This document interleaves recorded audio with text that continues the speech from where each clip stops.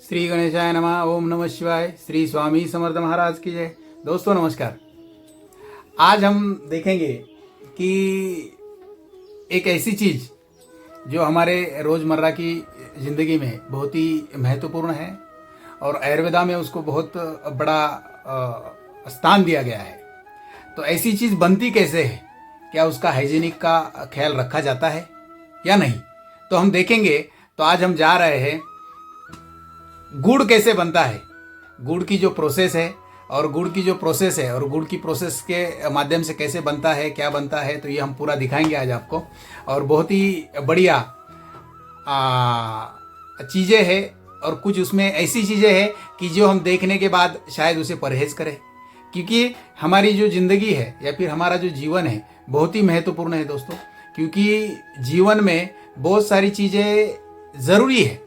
अभी हम आ गए हैं जहाँ गुड़ बनता है और ये गुड़ बनता है तो अभी ये देखो यहाँ गन्ना लाया गया है और ये गन्ना जो है खेती वाले जो है बहुत ही मेहनत से बनाते हैं इसको। और बनाने के बाद इसकी फसल आने के बाद कटाई करके ये गुड़ वाले लोग लेके आते हैं, उसका जूस निकालते हैं और जूस निकालने के बाद कैसे उसको पकाया जाता है, सड़ाया जाता है और उसके बाद में जो है किस तरह से उसको गर्म करके, किस टेम्परेचर पे उसको गर्म करके या उसको गुड़ बनाया जाता है। तो ये देखो ये पूरी प्रोसेस है दोस्तों। और बहुत ही कुछ चीज़ें उसमें बहुत ही महत्वपूर्ण और बहुत बढ़िया है, बहुत मेहनत का काम है। और कुछ चीज़ें ऐसी है कि दोस्तों हम खाते हैं वो चीज़ें और वो चीज़ें खाने में जाती है तो हमारे पेट में जाती है ना। तो पेट में जाती है तो बनती देखो किस तरह से है। और उसमें कोई भी चीज़ का ऐसा ध्यान नहीं रखा गया है कि जो भाई उस गंदगी है, जूते वगैरह पहन के वो लोग डालते, देखो जूते वगैरह पहन के वो बंदा अंदर जा रहा है और वही चीज़ें हमारे पेट में भी जा रही है ना। और उसको किस तरह से बनाया जाता है ये देखो आप देखो, बहुत ही मतलब उसको बहुत ही बुरा लग रहा है कि भाई जो चीज़ हम खा रहे हैं। आज आयुर्वेदा में कहा गया है कि गुड़ खाओ, गुड़ खाने से जो है भविष्य में आपको शुगर नहीं होगी या फिर भविष्य में आपको डायबिटीज़ का जैसे बड़े बीमारियों का सामना नहीं करना पड़ेगा।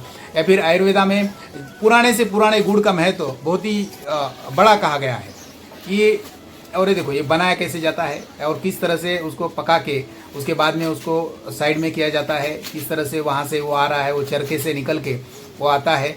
उसके बाद में 3 तरह की भट्टियाँ है जिसमें गर्म होके फिर निकाला जाता है, फिर साइड में रखा जाता है। और मतलब उसको कोई जो क्या बोलते हैं उसको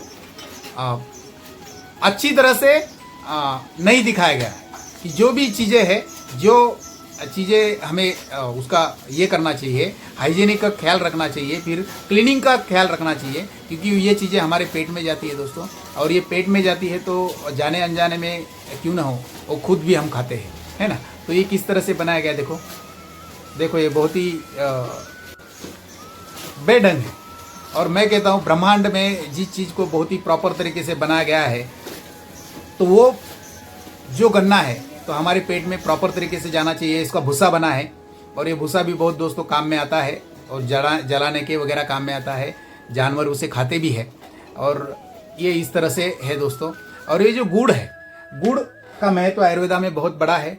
और मेरा कहने का तात्पर्य यही है कि जो चीज़ बनाई जाए, चाहे कोई भी फैक्ट्री वाला हो या फिर चाहे जो भी गुड़ का जो बनाया जाता जो भट्टी होती है या फिर जो भी उसको मराठी में गुराड़ कहा जाता है या फिर जो गुड़ बनाते हैं उसको गुराड़ कहा जाता है। तो जो गुड़ तो उसका हाइजीनिक का ख्याल रखें दोस्तों, क्योंकि ये हमारे पेट में जाती है और भविष्य में जाने अनजाने में हम आज भी बहुत सारे बीमारियों का सामना कर ही रहे।